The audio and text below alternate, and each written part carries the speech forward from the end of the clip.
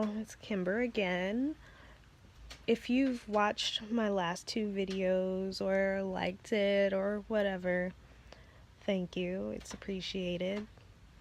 We're back with Real Regular for yet another episode of Growing Up Hip Hop Atlanta.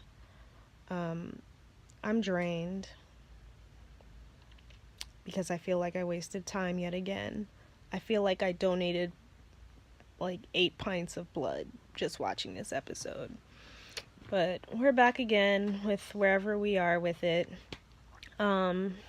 I didn't really get into Kiyomi and Bow Wow last time because, one, I felt like they weren't that important, and two, I guess I just didn't think they were that important, and that's why I couldn't even remember them. But unfortunately, we start the episode off with them.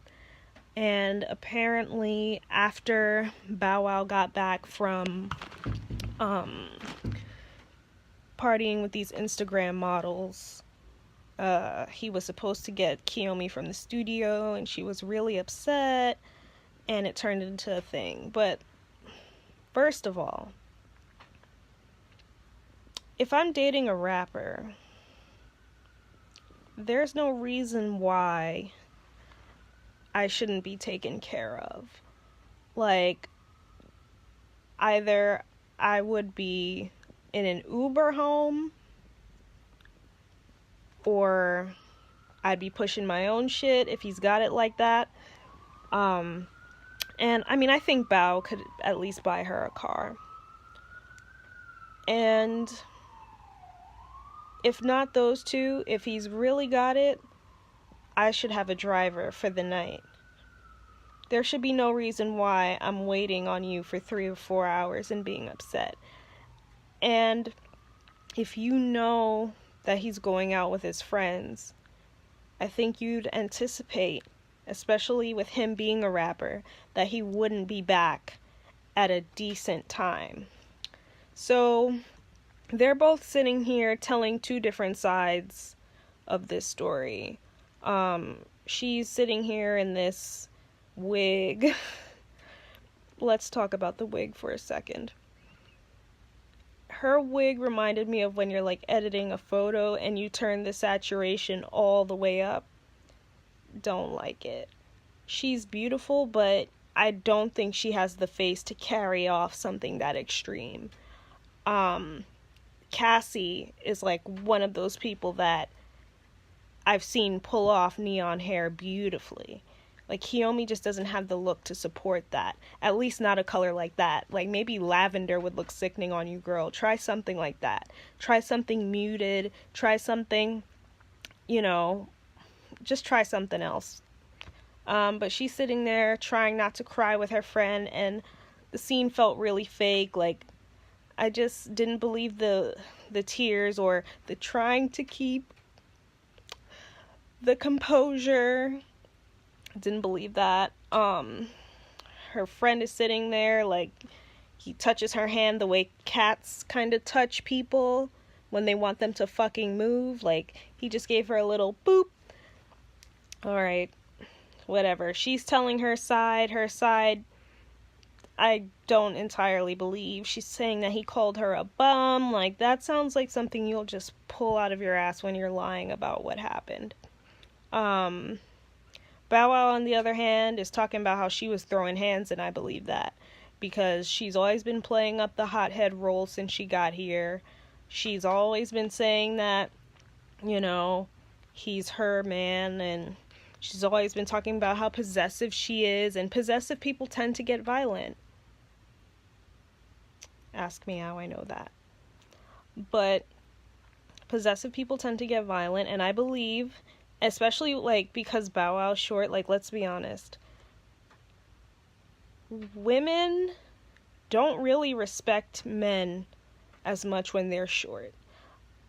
Like, I don't doubt for a second that she was boxing him around that studio.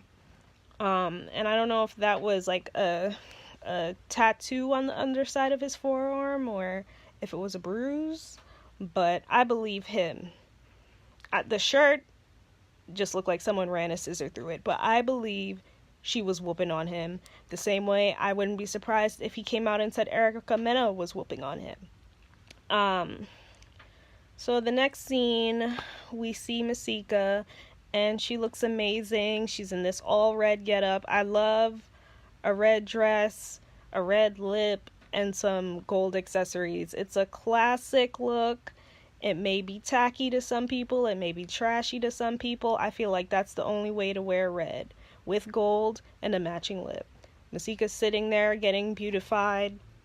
Deb comes in. Deb looks good, looks, like what she is, a grown woman. She looks beautiful. I like the wig. Deb, great job. Like complete 180 from the last time I saw you. Her and Masika are going back and forth talking about different shit. First, Masika's talking about Bow Wow, and Deb's in her confessional like, girl, what the fuck is going on? And, just shedding a little bit of that mama wisdom, like, don't waste your time worrying about a boy, go on with your business. And I agree.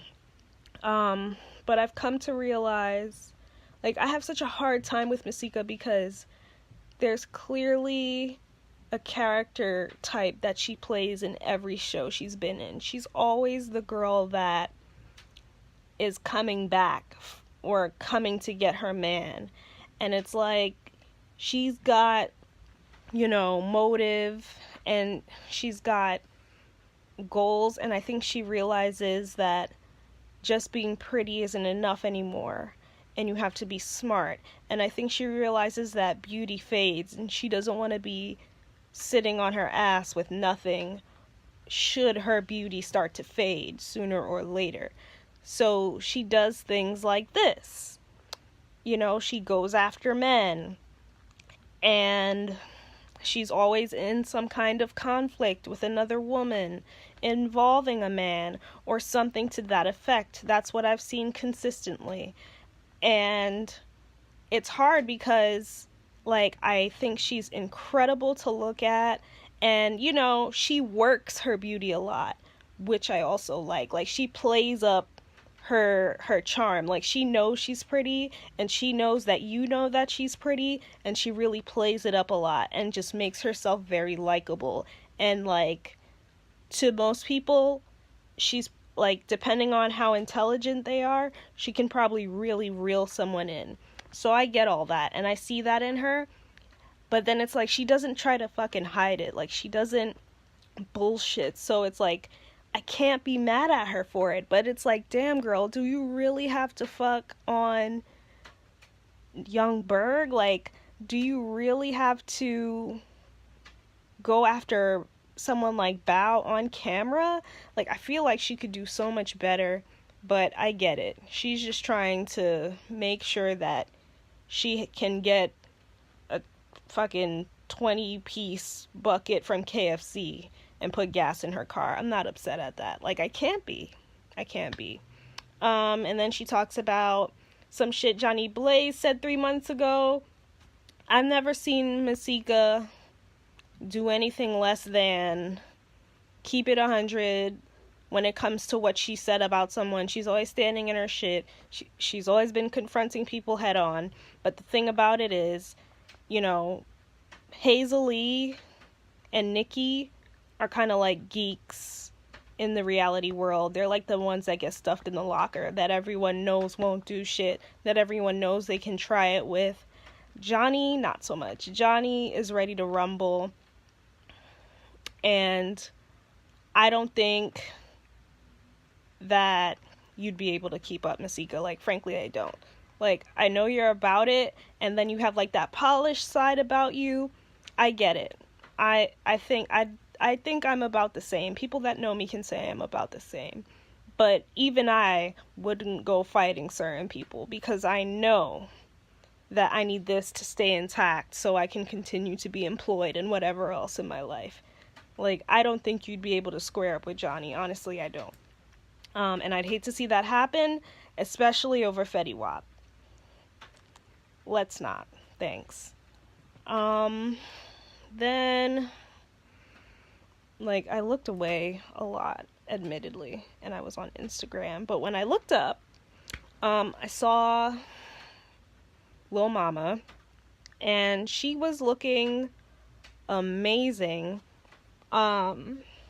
She's at some event pertaining to Bao, and I was really drawn to her in this episode. Like, I really had a great deal of interest in what Lil Mama had to say and her scenes in this episode. Like, she was very funny and very genuine. Like, watching her interact with Bao and his friends made me feel like, you know, we were all just sitting in a safe together, just chilling. Like, it really made me see why she's having such a hard time in this industry, because this industry is fake as shit, and Lil Mama is still very much that girl from wherever she comes from. And then Ayana is there. Her and Ayana had an amazing conversation that I was really interested in. Ayana reveals that she can sing, and I'm like, cool. You know, I like Ayana. I think she's really, like, put together very nicely, and she's cute. But I just need her to stop securing her wig. Like, if you have to keep tugging on it and smoothing it down, then you need to have someone else do your hair. Because, like, I don't want to see you keep doing that. Like, I want you to just stop, please, stop. Then Bao sees some girls walk in. They all look like storks. They didn't look that great. The cameraman didn't even really get in on them that close, and I think it's because they were kind of like, you know, like, there's 1080p and then there's like 240, and I think they looked pretty 240, but Bow Wow's all like, whatever. And then he's like, you know, like, I know I just broke up with Kiyomi, but, like, I need some pussy, and I'm just like, alright, Bow, I guess. Fast forward. Oh, and I also loved that Ayana was like, I don't give a fuck if they're broken up. I just need Kiyomi to walk in this fashion show. That was hilarious. Then we fast forward. MC Light is aging very nicely as she's speaking with Lil Mama. And Lil Mama talks about the Jay-Z thing, of course. Like, of course that has to be brought up. I don't know. I don't give a shit about Jay-Z. I really don't. The same way he doesn't know I exist, I don't acknowledge him. Like, it's to that degree. So, like, I don't understand why people insist on bringing that up. And honestly, MC Light was right in saying that no matter what you do, you'll never live it down, because that's just how it's gonna be. And it's true. I mean, to this day, people still talk about Ray J and Kim Kardashian. What are you gonna do? People like to harp on bullshit, but what she needs to be fucking doing is acting in some movies, because I don't think music is the way to go right now for her, especially. Like, it's so much harder for people with actual lyrical content to succeed in the game right now. But I think she should act. She's stunning. She should do some L'Oreal commercials, some Neutrogena commercials. Like, she looked so airbrushed and amazing this entire episode. Like, her skin was flawless, and then, like, her bone, I feel like, Lil Mama, you were the shit this episode. You really stood out to me. You really did. Fast forward. Let's just get to the black ass bottom line here. Masika and Bow Wow get together at his house, and Masika, you upset me here because you're wearing these fluorescent beige biker shorts that looks like a body sculpt that you wear under a dress, and then your fucking bra doesn't even match the fluorescent beige fucking sculpt thing you have on. It would have looked better if it had matched. It would have looked better. It would have been like, okay, you're like fake naked under this bomber jacket. Like, I literally only liked the bomber jacket. I'm not a big fan of the half up hairstyle. I'm not. But some people can pull it off. It's cute.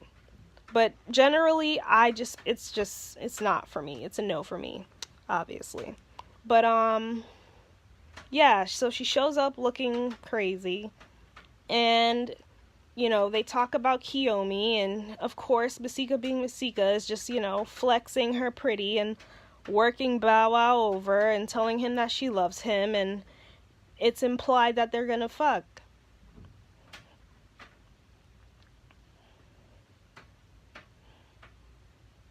See?